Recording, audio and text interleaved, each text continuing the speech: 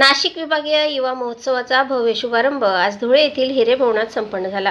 क्रीडा आणि युवक संचालनालय पुणे तसेच नाशिक विभाग क्रीडा कार्यालय यांच्या संयुक्त विद्यमाने आयोजित या महोत्सवाचे उद्घाटन जिल्हा परिषदेचे मुख्य कार्यकारी अधिकारी अजित शेख यांच्या हस्ते करण्यात आले।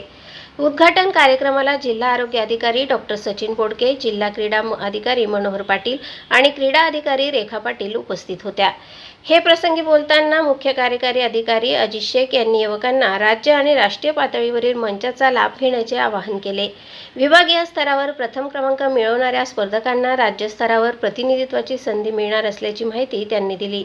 युवा कार्यक्रम आणि क्रीडा मंत्रालयातर्फे दरवर्षी राष्ट्रीय युवा महोत्सवाचे आयोजन केले जाते। यंदाचा महोत्सव विकसित भारत चॅलेंज ट्रॅक या संकल्पनेवर आधारित असून 10 ते 12 जानेवारी 2026 दरम्यान राज्यस्तरीय स्पर्धा होणार आहेत।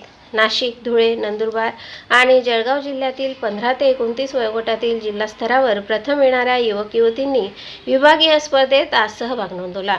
लोकनृत्य, लोकगीत, वक्तृत्व, कथा, लेखन, चित्रकला, कविता लेखन तसेच विज्ञान प्रदर्शन अशा विविध स्पर्धांचे आयोजन झाले।